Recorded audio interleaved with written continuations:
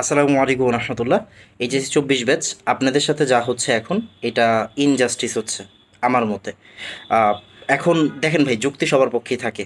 যে auto pass চাচ্ছে তার পক্ষেও যুক্তি থাকবে, যে হচ্ছে গিয়ে 50 নম্বরের পরীক্ষা চাচ্ছে তার মধ্যেও যুক্তি থাকবে, যে আসলে অ্যাকচুয়ালি পরীক্ষা চাচ্ছে তার মধ্যেও যুক্তি থাকবে। তো এখন যুক্তি তর্কের কিছু নাই। আমি একটা জিনিস সতর্ক করতে আপনার কাছে এই ভিডিওটা নিয়ে আসছি। সেটা হচ্ছে, আপনার যদি জীবনে ইঞ্জিনিয়ারিং টার্গেট থেকে থাকে, আমি আপনাকে বলবো ইঞ্জিনিয়ারিং টার্গেট নেন। আমি এতটুকু বলতে পারি যে ইঞ্জিনিয়ারিং টার্গেটটাই হচ্ছে সবচাইতে সেফ টার্গেট। হ্যাঁ, আপনি যদি একদম সোলফুলি ডেডিকেটেডলি হচ্ছে গিয়ে ইঞ্জিনিয়ারিংয়ের প্রিপারেশন নেন, সাথে হচ্ছে গিয়ে জাস্ট ভার্সিটির প্রশ্ন ব্যাংকটা সলভ করেন, এনাফ, আর কিছু লাগবে না।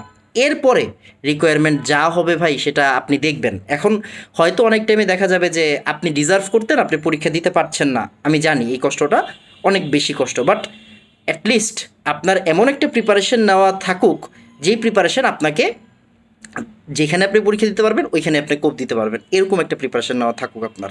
আমি এটা চাই। তো যাদের টার্গেট ছিল ইঞ্জিনিয়ারিং, আমি বলবো তাদেরকে ওইখান থেকে সরতে না, ইঞ্জিনিয়ারিং টার্গেটই আপনারা নেবেন। যাদের টার্গেট ভার্সিটি, আলহামদুলিল্লাহ পুরাপুরি একদম ডেডিকেটেডলি ভার্সিটি প্রিপারেশন নেবেন। মেডিকেলে এখানে কিছু কথা থেকে যায়, কারণ যেহেতু মেডিকেলে নাম্বার কাটার একটা বড় সড়ো চান্স আছে।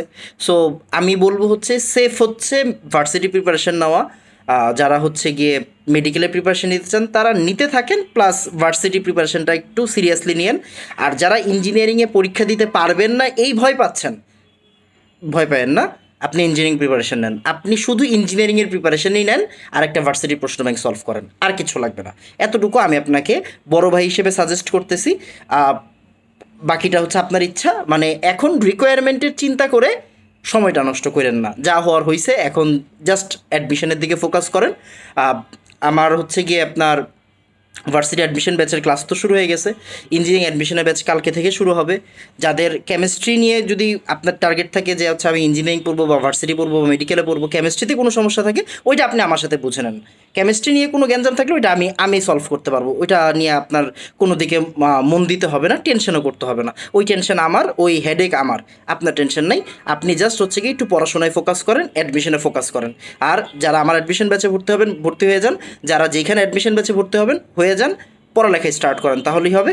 আগামীকাল থেকে আমার ইঞ্জিনিয়ারিংয়ের ক্লাস শুরু হচ্ছে, আর ভার্সিটির 2টা ক্লাস হয়েছে। যারা ভর্তি হওয়ার আমার কাছে তাড়াতাড়ি ভর্তি হন, এতটুকুই বলার ছিল। অ্যাডমিশনে ফোকাস করেন, আল্লাহ ভরসা, যা হওয়ার হবে।